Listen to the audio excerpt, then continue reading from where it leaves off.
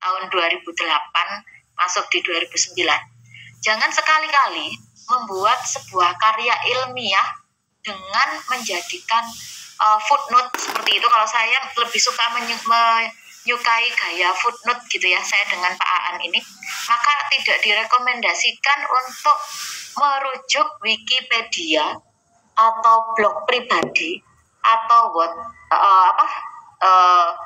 Wattpad atau Pepperoniti atau apapun yang bersifat gratisan.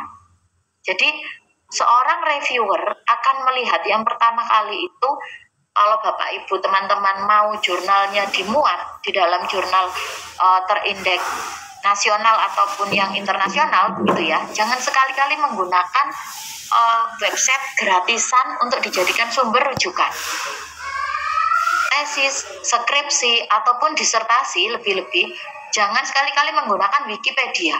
Kenapa Wikipedia nggak boleh, Bu? Padahal Wikipedia ini memuat banyak informasi. Kenapa tidak boleh? Karena Wikipedia ini bisa diedit siapa saja, kapan saja, terserah pengedit. Seperti itu. Jadi tidak bisa dipertanggungjawabkan secara ilmiah. Demikian juga blog pribadi. Biasanya kalau saya jadi pembimbingnya akan saya coret ketika ada mahasiswa yang menuliskan sumber rujukan adalah www.blogspot. Nah, ini pasti akan saya coret kalau saya menjadi pembimbingnya atau reviewer di jurnal itu. Akan saya berikan masukan, tidak boleh menjadikan website gratisan sebagai sumber rujukan. Nah, ini beberapa hal yang sering menjadi kendala teman-teman pada saat akan menulis publikasi internasional. Kenapa kita gagal sih memasukkan jurnal internasional, kecuali yang predator ya. Kalau predator itu biasanya berbayar mahal dan pasti akan dimuat tanpa mempertimbangkan ini isinya apa, substansinya apa, gaya bahasanya seperti apa. Jadi kebanyakan kendala kita, dan saya pernah kok mengalami ditolak menulis di jurnal internasional yang pada saat itu terindeks IC, International Copernicus ya. Karena apa? Karena uraian isinya kurang jelas, terlalu disingkat-singkat. Artikel ilmiah memang dia biasanya adalah luaran dari penelitian, biasanya. Walaupun kita juga bisa membuat bahwa artikel ilmiah itu tidak harus dari luaran penelitian, begitu ya. Tapi yang pasti adalah isinya harus jelas. Ketika isinya tidak jelas, maka reviewer akan menolak apa yang Anda tuliskan. Kemudian yang kedua, ini kendala juga, judul tidak sesuai dengan isi penelitian. Judulnya apa, isinya apa, nggak nyambung. Kemudian yang kedua, topiknya tidak update. Topik yang update, misalkan kalau tadi Pak Agus memberikan contoh gitu ya, wabah pandemi COVID misalkan, itu adalah topik-topik yang memang saat ini update. Kemudian yang paling urgent, kenapa publikasi kita itu ditolak di jurnal internasional adalah ketika tidak mencantumkan referensi internasional. Dan ketika kita menulis artikel jurnal, jangan diperbanyak buku, perbanyaklah jurnal juga. Jadi sumber rujukan itu diperbanyak jurnal, terutama yang merupakan referensi internasional. Boleh mencantumkan buku, tapi buku referensi internasional, dan biasanya reviewer akan menilai artikel ataupun sumber rujukan di dalam artikel itu adalah 5 tahun terakhir. Kita boleh menggunakan, misalkan kita pakai bukunya Van Apeldoorn seperti itu ya, atau bukunya Utrecht, boleh, ketika tidak ada referensi yang terbaru. Jadi itu sebenarnya kata kunci begitu agar kita tidak ditolak di publikasi internasional. Maksimal referensi yang kita cantumkan adalah 5 tahun terakhir. Jadi kalau kita menulisnya di tahun 2021, maka referensi yang harus kita pakai maksimal adalah di tahun terbitan tahun 2016. Atau boleh jurnal ataupun referensi sebelum tahun 2016 asalkan tidak ada padanannya. Itu yang harus kita pahami. Kemudian janganlah membuat judul yang terlalu lokal. Misal karena kita tinggalnya di Jember atau kita tinggalnya di Malang atau di Surabaya, kita mencantumkan, kalau penelitian empiris ya, biasanya mencantumkan lokasi. Nah, lokasi janganlah terlalu lokal.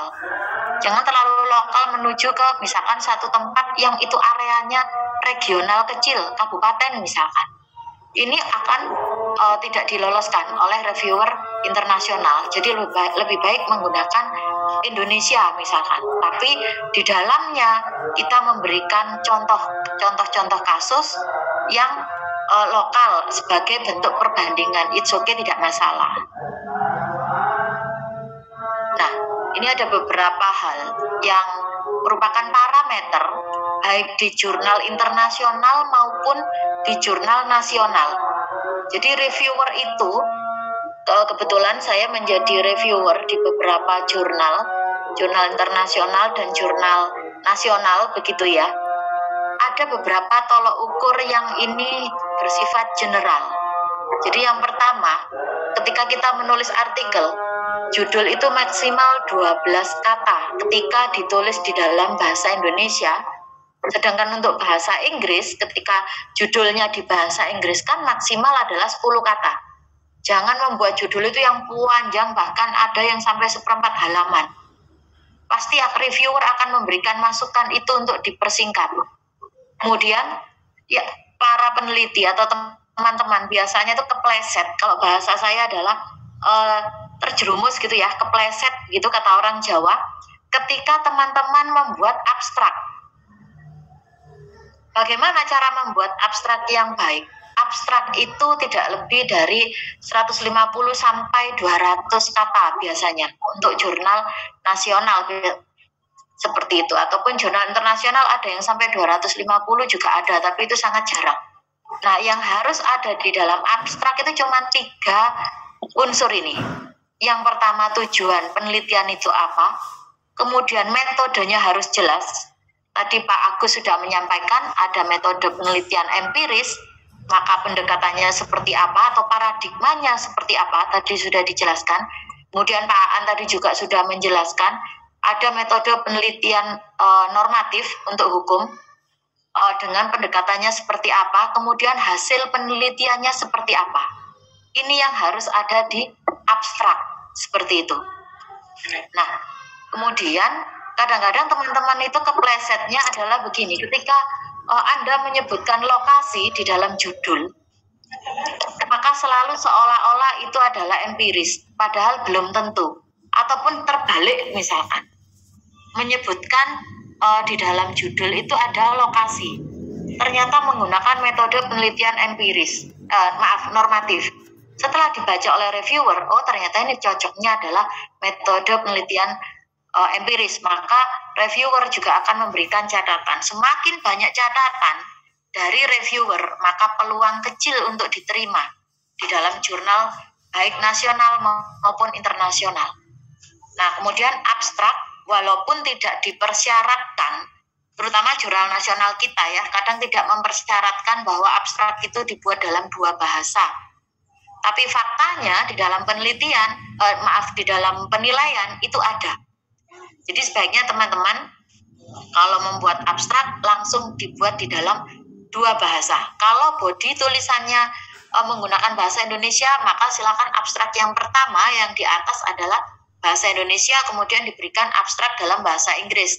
Demikian juga sebaliknya, kalau body tulisannya bahasa Inggris, maka abstrak yang pertama adalah bahasa Inggris, kemudian baru dibuat dalam bahasa Indonesia. Dan jangan lupa diberikan kata kunci seperti itu ya. Nah, kemudian abstrak ini dibuat sesuai dengan kaidah penulisan. Kaidah penulisan itu kan macam-macam. Ada yang tidak boleh menggunakan kata hubung di awal kalimat seperti itu. Kemudian setiap jurnal punya gaya selingkuh sendiri-sendiri, ini yang harus kita perhatikan. Nah, kemudian yang berikutnya adalah latar belakang. Ini berisi rumusan masalah. Tadi di dalam Pak Agus menyampaikan juga bahwa di dalam penelitian itu merupakan penyelidikan, kemudian ada isu hukum atau masalah, kemudian ada latar belakang, ada pemecahan begitu ya, atau novelty-nya seperti apa. Nah, di dalam latar belakang ini biasanya reviewer akan melihat apakah bahasa yang Anda gunakan bahasa berbunga-bunga.